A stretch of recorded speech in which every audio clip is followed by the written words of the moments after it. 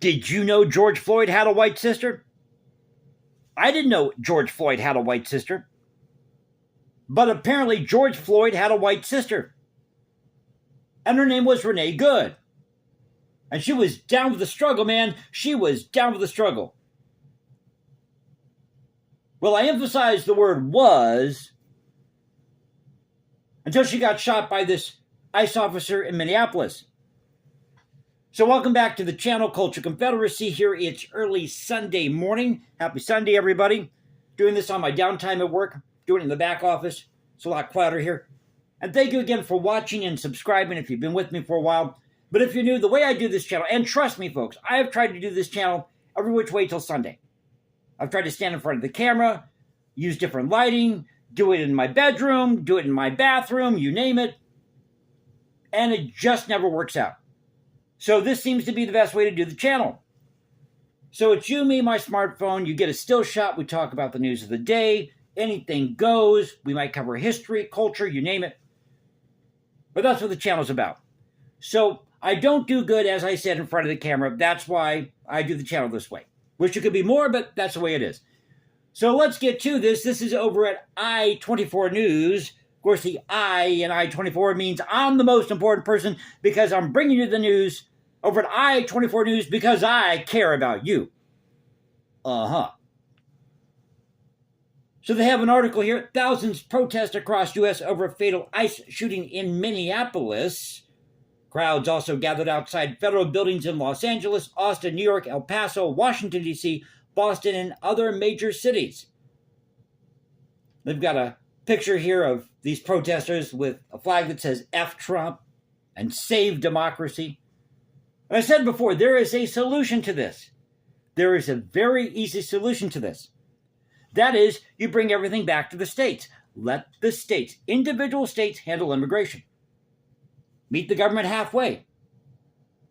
The U.S. government can, protect the shores off the Atlantic, the Pacific, in the Gulf of Mexico, and let the states handle the rest. Do that, and I guarantee you it would be far more efficient, and you'd have less division. You got to bring everything back to the states.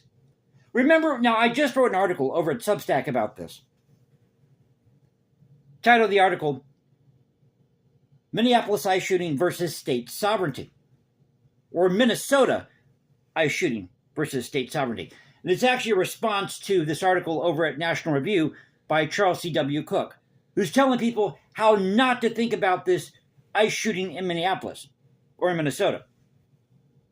And I pointed out that if you bring everything back to the states, as I said, the government can take care of the rest, and things would be a far more efficient system, and everybody would be happy. Because if California wants sanctuary cities, let them have them. It's not going to affect me one iota where I live because I don't live in California. Hello? And now it's coming out that the FBI is not communicating with the Minneapolis Police Department. Was the Minneapolis Police Department even present during this incident with this ICE agent and Renee Good? Were they there to direct traffic or keep people out of the roadway or off the icy roads at the time? Because roads were icy. When the weather's like that, you don't block the roadway. It's dangerous. So they have some of the photos here. It says here, tens of thousands of protesters took to the streets of Minneapolis and cities across the United States on Saturday following the fatal shooting of 37-year-old Renee Good by a U.S. Immigration and Customs Enforcement agent, also ICE, officer earlier this week. These demonstrations are part of a nationwide wave of rallies against the government's immigration enforcement operations. It's the winter of love. It's 2020 all over again. These people want to relive the glory days of the summer of love in 2020. That's why they're protesting. Has nothing to do with Renee Good. They don't know who Renee Good is. They couldn't even locate Minneapolis on a map. Oh, now this sounds like a train wreck. Listen to this.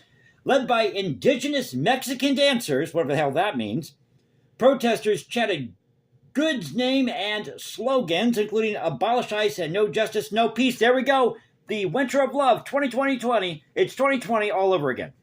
2020. There you go. You've heard of 2020, the show. Now it's 2020. We got to get ICE off our streets, they say. This according to the Minneapolis Police Department. Who, were they present during this incident with Brene Good, this ICE officer? In Los Angeles, police issued dispersed orders on Alameda Street after a small group of demonstrators reportedly engaged in acts of vandalism. My throat is going here. One person was detained for allegedly battering a police officer. It's the winter of love. In Austin, protesters carried signs reading, "It's right to rebel against ICE terror." Are these insurrectionists now? They're using the word rebel. It's a rebellion. It's an insurrection. They're just as bad as the protesters on January 6th. In fact, this is worse than the Civil War. Worse than the South seceding. But what do all these cities have in common?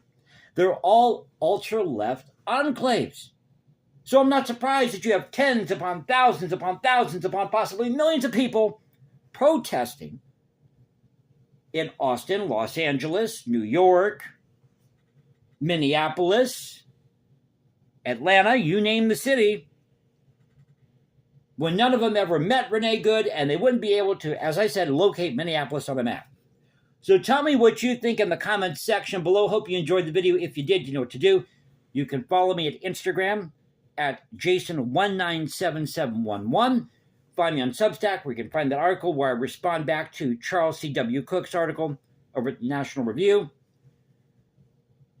Again, the title of the article, Minnesota ICE shooting versus state sovereignty. And then you can find me at X, Culture Confederacy, at Culture Confed1 on X. That's probably the easiest way to go find the, that's the easiest way to go find, getting tongue-tied here, to find that article. If you just go to X and then click on the link, it'll get you over to Substack. But thank you again for watching, subscribing, as I said, being a part of this thing called the Culture Confederacy. I'll catch you next time. God bless. Keep up the culture, and y'all have a great Sunday morning. Take care.